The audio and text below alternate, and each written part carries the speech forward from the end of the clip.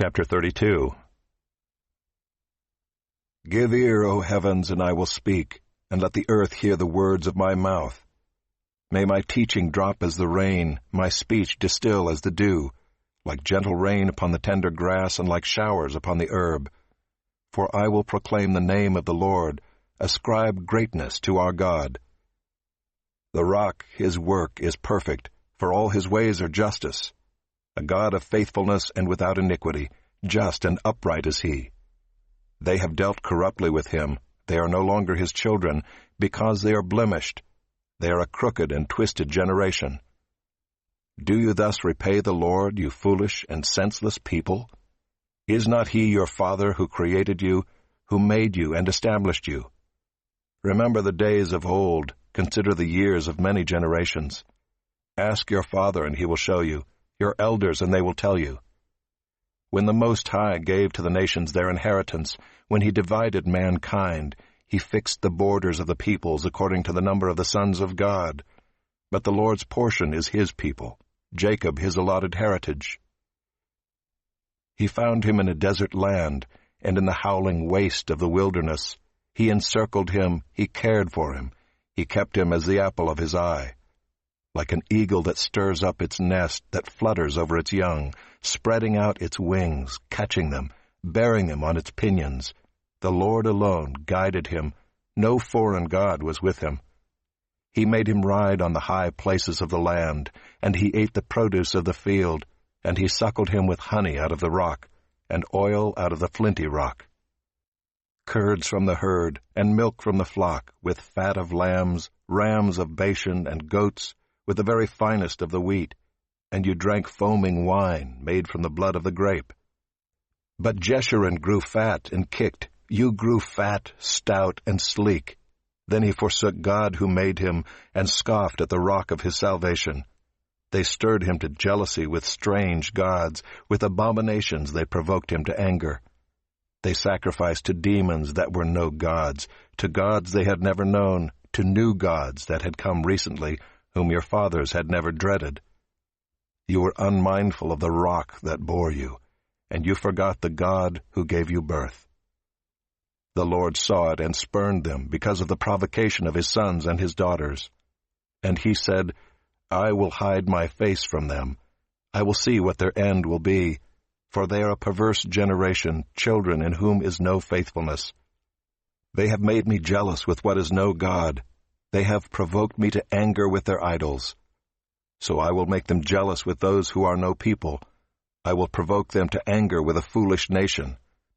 For a fire is kindled by my anger, and it burns to the depths of Sheol, devours the earth and its increase, and sets on fire the foundations of the mountains. And I will heap disasters upon them. I will spend my arrows on them. They shall be wasted with hunger, and devoured by plague, and poisonous pestilence. I will send the teeth of beasts against them, with the venom of things that crawl in the dust. Outdoors the sword shall bereave, and indoors terror, for young man and woman alike, the nursing child with the man of gray hairs. I would have said, I will cut them to pieces. I will wipe them from human memory, had I not feared provocation by the enemy, lest their adversaries should misunderstand, lest they should say, Our hand is triumphant.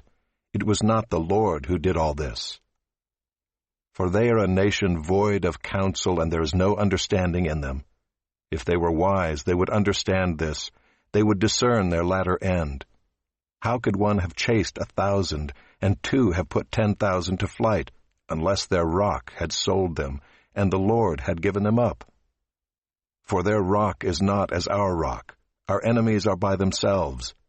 For their vine comes from the vine of Sodom, and from the fields of Gomorrah. Their grapes are grapes of poison. Their clusters are bitter. Their wine is the poison of serpents, and the cruel venom of asps.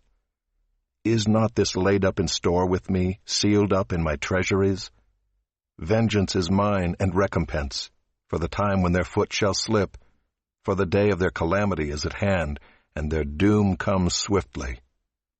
For the Lord will vindicate his people and have compassion on his servants, when he sees that their power is gone, and there is none remaining, bond or free. Then he will say, Where are their gods, the rock in which they took refuge, who ate the fat of their sacrifices and drank the wine of their drink offering? Let them rise up and help you.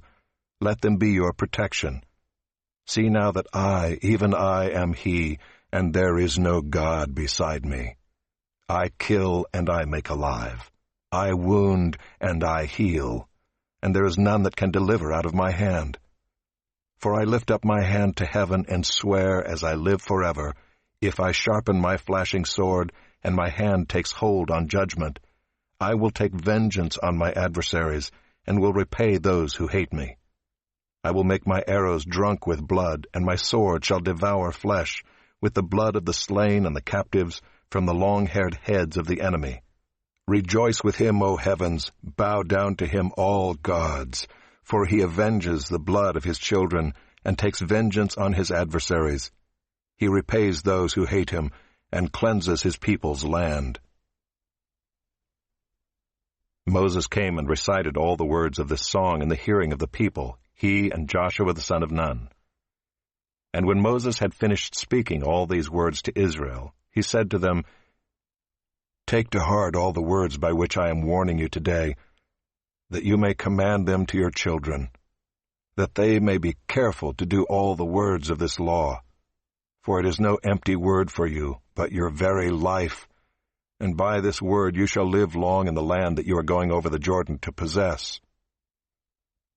That very day the Lord spoke to Moses, Go up this mountain of the Abarim, Mount Nebo, which is in the land of Moab, opposite Jericho, and view the land of Canaan, which I am giving to the people of Israel for a possession.